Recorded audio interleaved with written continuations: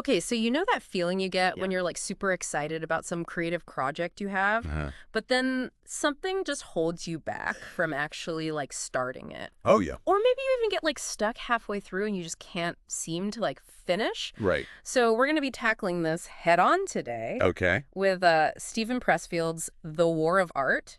Right. And he calls this force resistance. Okay. And it's something that I think we can all relate to. I think so. You know, when he's describing it, he doesn't pull any punches. Okay.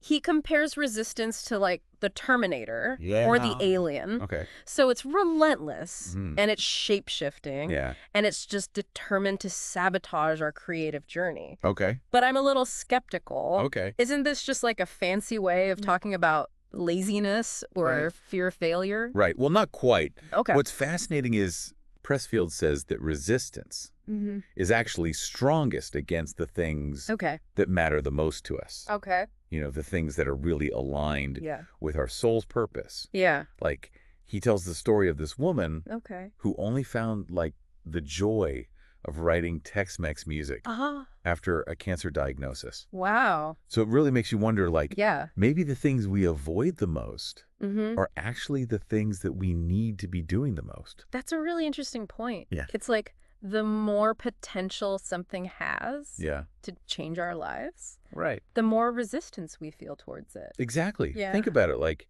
starting a business, writing a book, Right. even committing to like a healthier lifestyle. Yeah. These are all things that require us Yeah. to step outside of our comfort zone Right. and embrace uncertainty. Yeah. And that's where resistance thrives. So how does resistance actually show up in our lives? So is it just procrastination? Procrastination is a big one, Okay. but it can also be like unhealthy habits, Okay. seeking constant validation from other people, Right. or those just nagging self-doubts Yeah. that tell us we're not good enough. So basically anything that keeps us from doing the work that we feel called to do. Precisely. And what's even more unsettling Okay. is that resistance can actually recruit allies, What? like our friends and family, Oh, wow. might unknowingly sabotage our efforts. Okay. They may make comments Right. that undermine our confidence Like- or try to distract us with other activities. Wow. Pressfield even suggests Yeah. that this might stem from their own unlived dreams Right. and like a subconscious desire Wow. to kind of maintain the status quo. That's pretty intense. It is. It's like we're fighting a battle on multiple fronts. It is. If resistance is that powerful, it's got to take a toll on us emotionally. Absolutely. Right. He describes feeling like hell when he succumbs to resistance. He talks about unhappiness, Right. self-doubt, Yeah. self-sabotage that comes with it. So what's the antidote? Right. How do we fight back against this powerful force and reclaim our creative lives? That's where Pressfield's concept of turning pro comes in. Okay. And this isn't about like getting paid Right. for your work. Yeah. It's about a fundamental shift Okay. from amateur thinking Yeah. to a professional approach. You mean like that quote from Somerset Maugham who said he only wrote when inspiration struck? Yeah. Which was fortunately... Right. Every morning at 9 o'clock sharp. Exactly. The pro doesn't wait Right. for inspiration to strike. They just show up, ready to work, regardless of how they feel. Okay. Pressfield contrasts the amateur Yeah. who plays for fun. Makes excuses. Yeah. And over-identifies with their work. Oh, If but- the professional Right. who plays for keeps Uh-huh. shows up no matter what Okay. and focuses on mastering your craft. Okay, I see the difference. Yeah. But like practically speaking, Mm-hmm. what does it actually mean Right. to show up no matter what? I mean, we all have days when we're tired, Yeah. we're uninspired, Right. or just busy. That's where discipline comes in. Okay. And systems. Okay. Think of it like Oh, a okay. professional athlete training for a competition. Okay. They don't just work out Yeah. when they feel like it. Yeah. They have a structured training regimen Right. that they stick to rain or shine. So for a writer, Yeah. that might look like Uh-huh. setting aside like a Yeah. specific time each day Right. for writing, Yeah. even if it's just for 30 minutes. Exactly. Okay. Or for a musician, it might mean Right. practicing their instrument Uh-huh. for a set amount of time each day, Yeah. even if they don't feel Yeah. particularly inspired. It sounds like turning pro Mhm. is really about building habits Right. that support our creative work. Yeah. rather than relying on like willpower or inspiration. Right. It's about recognizing that creative work is a practice. Yeah. Not just a hobby. Okay. And like any practice, right. it requires consistency Yeah. and dedication.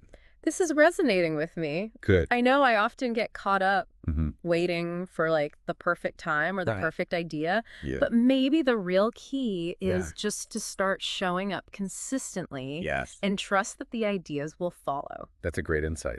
And Pressfield himself had this moment where he realized he had turned pro.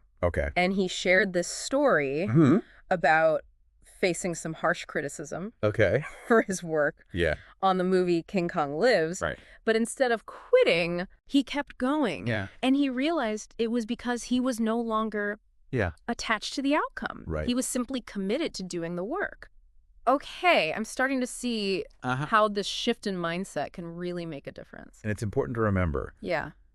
Turning pro isn't about becoming a robot or losing the joy in your work. It's about cultivating resilience and discipline. So you can navigate the inevitable challenges that come with any creative pursuit. So turning pro is like building a foundation for our creative work. And one of the key characteristics is showing up consistently. Are there other characteristics that are important for defeating resistance? Yes. Pressfield emphasizes that professionals are also patient. They understand that mastery takes time and effort. They're dedicated to honing their craft, seeking order in their creative space, and being willing to face their fears head on. He even compares the writer to like an infantryman. Wow. You know, fighting for every inch of creative ground. That's a powerful image. It sounds like turning pro is not for the faint of heart. It can be challenging. But it's also incredibly rewarding. Because when we commit to the work, when we show up consistently and face our fears, something interesting happens. What's that? We start to tap into a deeper level of creativity. A level that Pressfield believes is connected to something larger than ourselves. This is where it gets really interesting. I've always been fascinated by the idea of the muse, but I have to admit, I'm a bit skeptical. Is this just like a romanticized notion, or is there something more to it? Well, Pressfield doesn't present this as some mystical, unattainable concept. He actually draws a parallel to the ancient Greek concept of muses. You know, those divine beings who inspired artists and poets.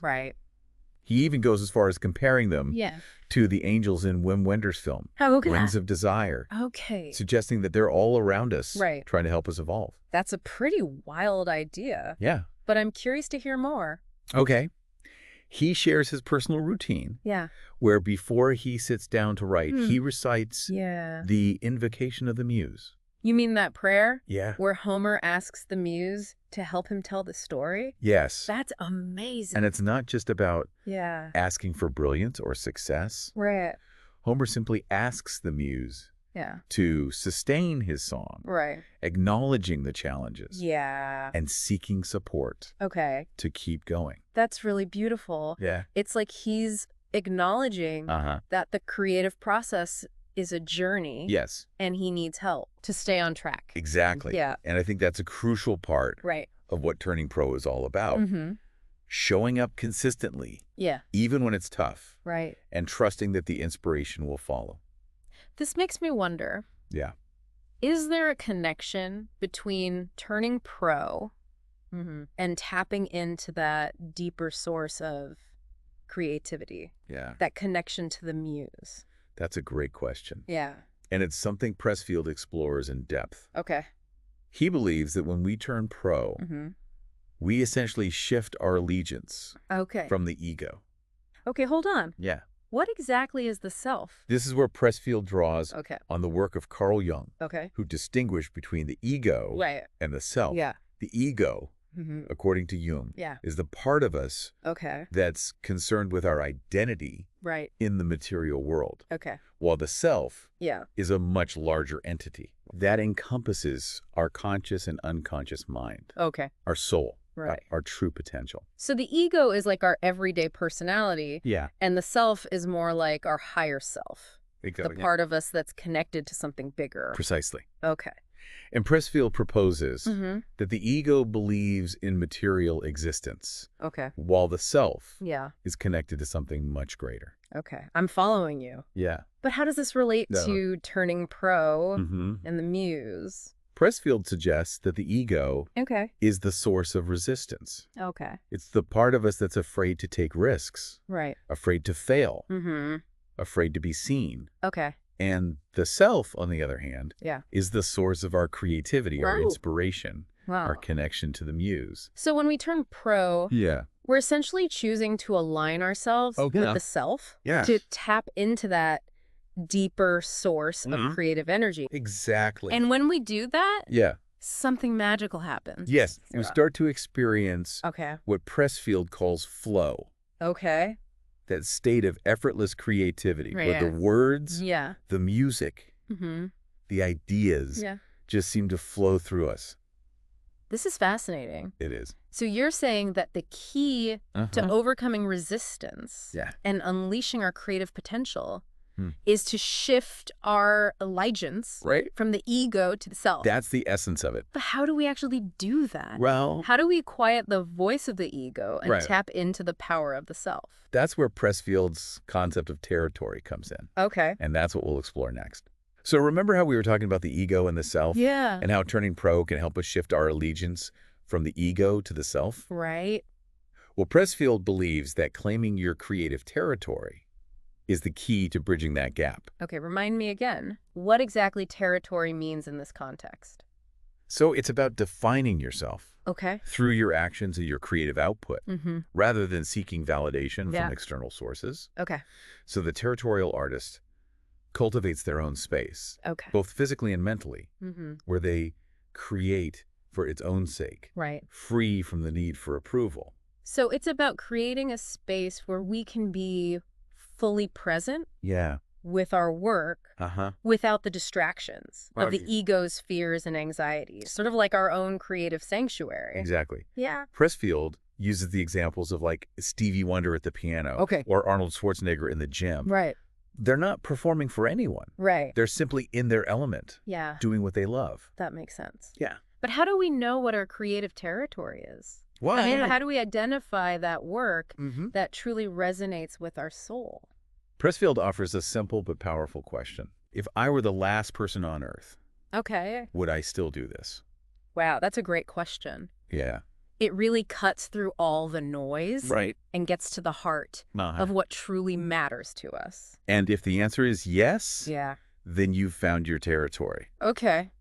It's the work that sustains you, the work that brings you joy, the work that feels like an expression of your true self. I love that. It's like a litmus test for authenticity. And he emphasizes that a territory can only be claimed through work. Okay. It's not about dreaming or fantasizing. Right. It's about showing up consistently, putting in the effort, and trusting that the rewards will follow.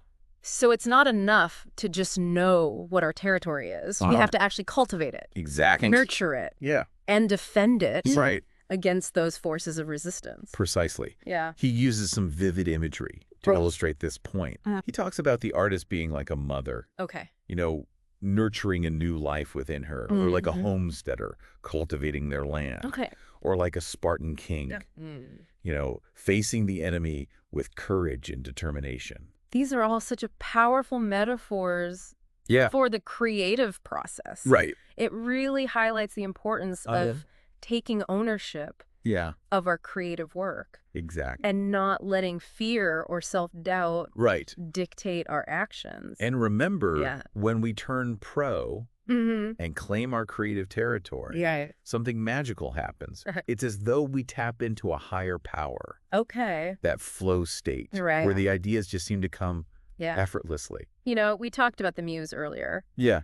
And I'm wondering if there's a connection here. Is claiming our territory somehow opening us up to the influence of the muse? That's a great observation. Yeah. And it's something Pressfield explores in depth. He believes that when we turn pro and claim our territory, we align ourselves with the self Okay. That deeper part of ourselves. Right. That's connected to something larger than ourselves. Okay.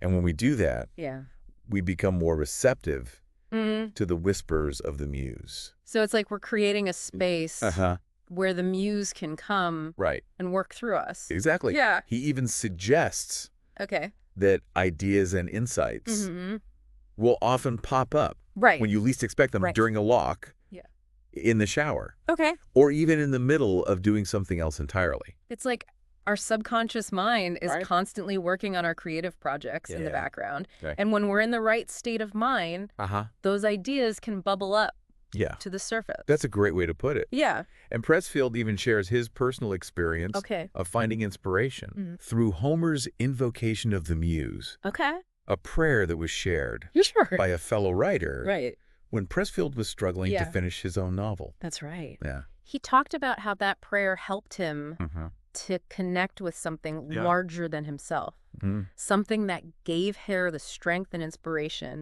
to keep going. And that prayer, by the way, is worth revisiting. It's not just about asking for brilliance or success. Homer simply asks the muse to sustain his song, acknowledging the challenges and seeking support to keep going. It's like he's saying, I'm showing up, I'm doing the work. Now please guide me, inspire me, help me to bring this creation to life. Exactly. Yeah. And Pressfield believes that this prayer is relevant for all creatives, not just writers. It's about acknowledging the power of the muse, that creative force that flows through us when we're open to it. So it's not about trying to force the muse to appear. It's about creating the conditions where the muse can find us. Precisely. And that's why turning pro and claiming our territory is so important. They're not just about becoming more disciplined or productive. They're about creating a space where we can connect with that deeper source of creative energy. This reminds me of something else Pressfield talks about. The importance of respecting the craft. He talks about mastering technique, seeking order in your creative space, and being willing to face your fears head on. He even uses the metaphor of a writer being like an infantryman, gaining ground inch by inch. It's not about glory. It's about the daily grind, the dedication to showing up no matter what. You're right. He does emphasize that. And it's easy to get caught up in the romanticized notion of the tortured artist waiting for inspiration to strike.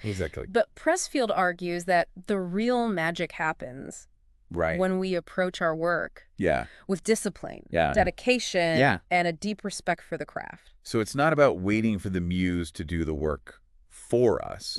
It's about showing up consistently, putting in the effort, and creating a space where the muse can meet us. And that's when the real magic starts to happen. The ideas start to flow more freely, the connections become clearer, and the resistance begins to melt away. It's like we're finally tapping into that wellspring of creative energy that's been there all along. Precisely. And when we do that, our work takes on a whole new level, depth and authenticity. This is all so inspiring. But I have to admit, I'm still a little hung up on this idea of the self. It's such an abstract concept, and I'm not sure I fully grasp it. That's understandable. It's a concept that takes time to unpack.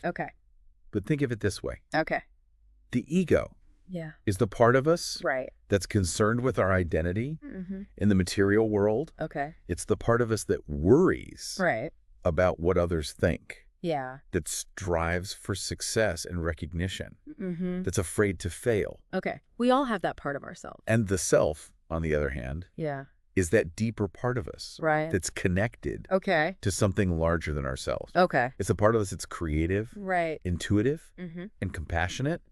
It's the part of us that's not afraid to be vulnerable, to make mistakes, to follow our heart. So the ego is like our small self, and the self is like our big self. That's a great way to put it.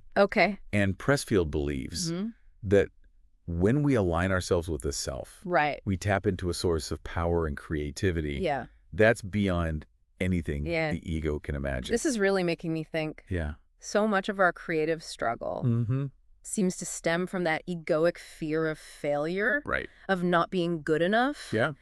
But if we can shift our focus to the self, Right. to that deeper part of ourselves, Yeah. that's already whole and complete, Exactly. then maybe we can overcome that fear Right. and create work that truly resonates with our soul. That's a powerful insight. Yeah. It reminds me of a story Pressfield shares in the book Okay. about Tom Laughlin, Okay. the actor who played Billy Jack. Oh, yes. Yeah.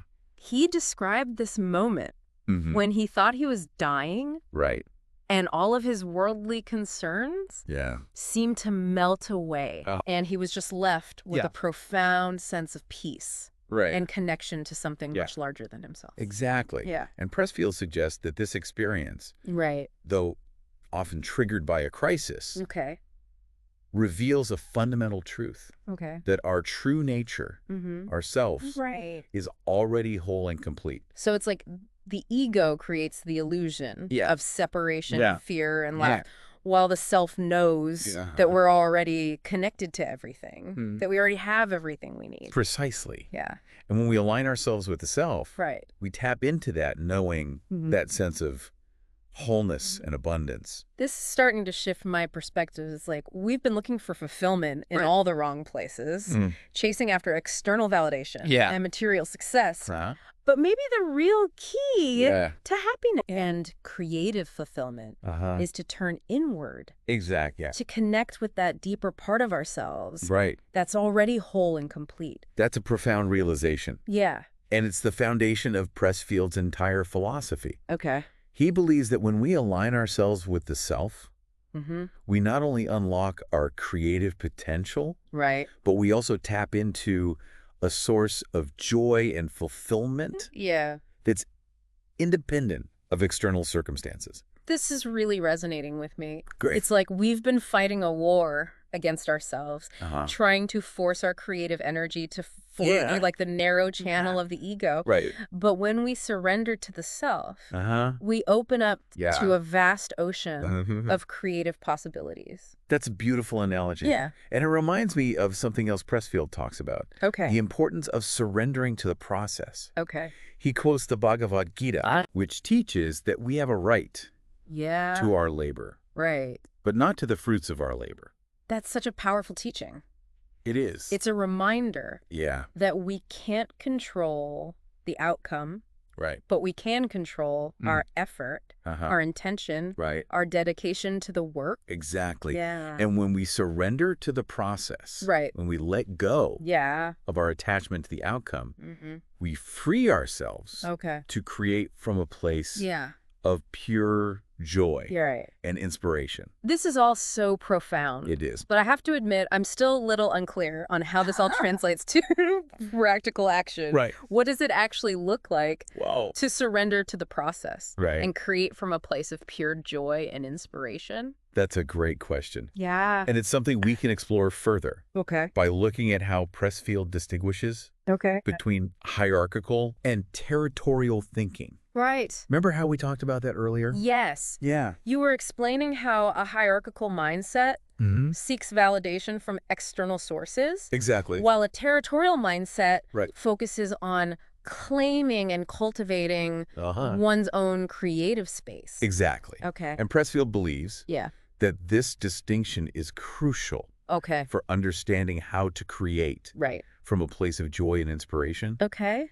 He argues that a hierarchical mindset actually blocks the flow of creative energy. Okay. Because it's constantly seeking approval and validation from external sources. It's like we're constantly looking over our shoulder, worried about what others will think. Instead of just focusing on the work itself. Exactly. And that fear of judgment, that need for approval, creates a sense of constriction. A feeling of being trapped in a box.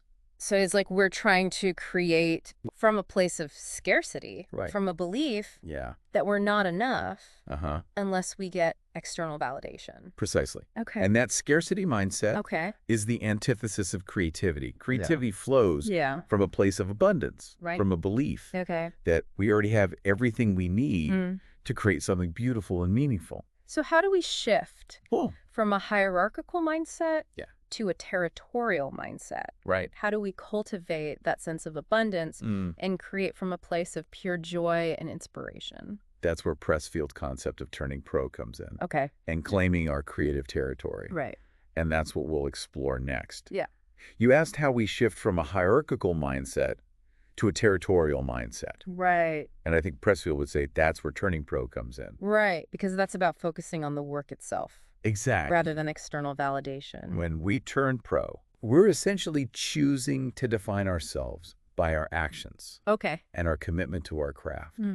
Rather than by the opinions of others. Right. We're stepping into our own creative power. So it's like we're shifting our allegiance from the court of public opinion to the sovereignty of our own creative territory. That's a great way to put it. Right. And when we make that shift, we start to experience a sense of freedom and liberation. Okay. That's simply not possible. Yeah. When we're trapped in a hierarchical mindset. Because we're no longer seeking permission to create. Right. We're simply claiming our right to do the work that calls to our soul. And when we create from that place of freedom and authenticity, our work takes on a whole new level of depth and power. You know, it strikes me that there's a real connection here between what Pressfield's saying and the concept of flow state. Absolutely. That we talked about earlier. When we're in a hierarchical mindset, we're constantly second-guessing ourselves, worried about making mistakes, afraid of being judged. That kind of mental chatter blocks the flow of creative energy. Okay. But when we're in a territorial mindset, we're fully present with the work. Right. Free from self-doubt and fear. Okay. And that's when the magic happens. It's like we're finally getting out of our own way. Right. And allowing the creative energy to flow through us unimpeded. Exactly. Yeah. And that's why Pressfield emphasizes the importance of mastering our craft. Okay. When we have a deep understanding of our tools and techniques, we can create with more confidence and ease. Right. And that confidence allows us to let go of the need for control. Yes.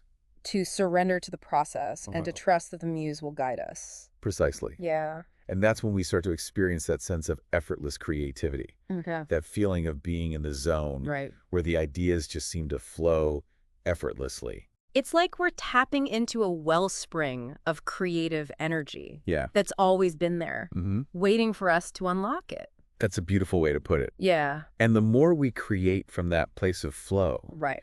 The more we strengthen our connection to our creative territory. Okay. And the more easily we can access that wellspring of inspiration. This is all so inspiring. Good. It's like a whole new way of thinking about creativity. Yeah. Not as something that's reserved for a select few. Right. But as a birthright. That's available to all of us. That's exactly what Pressfield believes. Okay. He sees creativity as a fundamental human impulse. Right. Something that's woven into the very fabric of our being. Yeah. And he believes that when we embrace our creative potential, we not only enrich our own lives, but we also contribute to the evolution of humanity as a whole. Precisely. Yeah. Our creative work is a gift to the world. Yeah. A way of expressing our unique perspective and sharing our unique talents. So if there's one message we want to leave our listener with today, it's this. Good. Embrace your creativity. Yes. Claim your territory. Turn pro. Right. And don't let anything hold you back from doing the work that calls to your soul. And remember, you don't have to do it alone. Right. Pressfield's The War of Art is a powerful guidebook Yeah. for navigating the challenges of the creative journey. It's a book that can help you understand and overcome resistance. Okay. Tap into your creative potential. Right. And create work that truly matters. This deep dive has been amazing. It has. I feel like I have a whole new understanding of what it means to be a creative person and how to overcome those inner obstacles that have been holding me back. It's been a pleasure exploring these ideas with you. Yeah, me too. I hope you feel empowered to go out there and create something beautiful. Me too. And I hope our listener feels the same way. Thanks for joining us on this deep dive into the war of art. Until next time, keep creating.